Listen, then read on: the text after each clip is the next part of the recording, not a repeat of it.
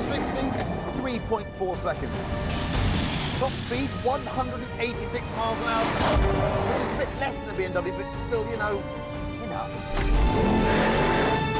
And just like the M5, push a few buttons and the E63S will also become rear-wheel drive.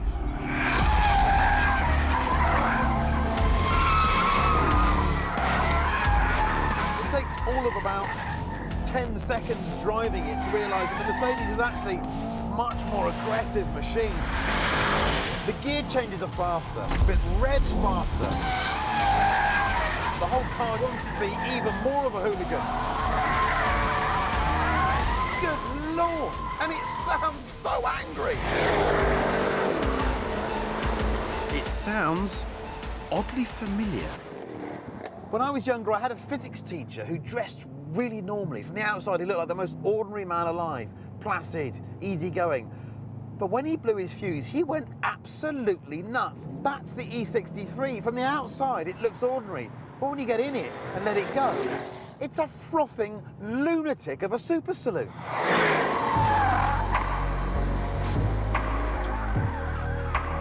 The M5 invented this class of car. That's why it's called the M5 class. And Mercedes, bless it, has spent decades trying to muscle in on BMW's patch. You know, with this car, it might finally have done it. But there is, of course, only one way to find out. Because if we're going to speed up Britain's economy, what really matters is which car is the fastest way to do business. Now, I can't drive both cars, so we've had to call in some help from the only creature ever to have been rejected as an apprentice candidate for being too obnoxious. It's the Stig's business cousin. And he is mighty business. Got your filer facts in there?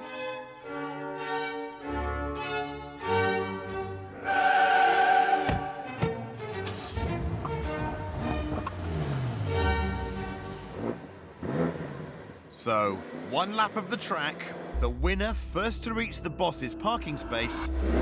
Business time starts on the stroke of the hour.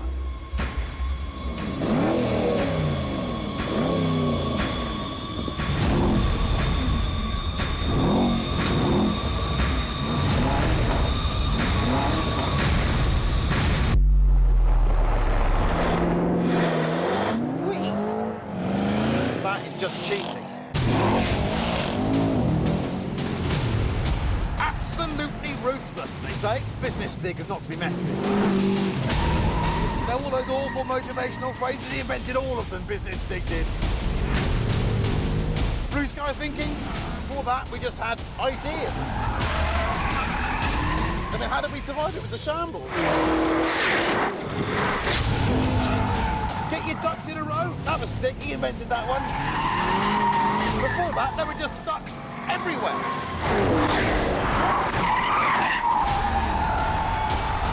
Oh, I reckon I'm a bit quicker than you, Mr. Stig.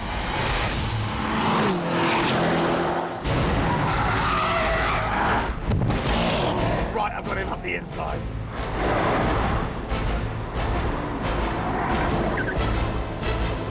I've got him! I've got him!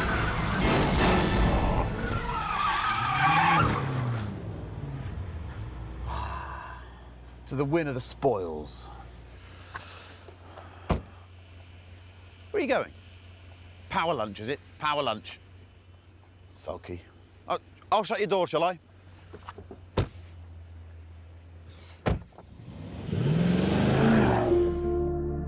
There you go, government.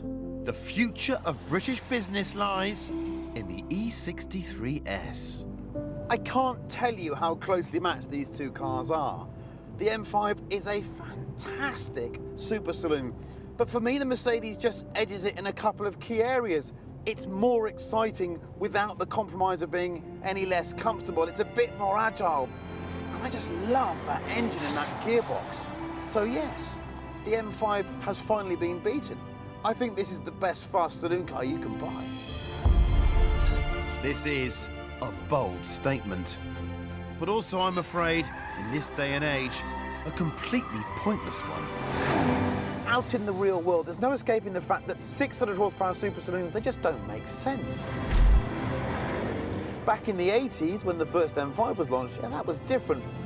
That M5 would have got you from home to the office, to the golf club, or wherever else you wanted to go faster than a normal 5 Series, but not anymore. A diesel 5 Series will get you there just as quick, cost you half as much to buy and half as much to fuel.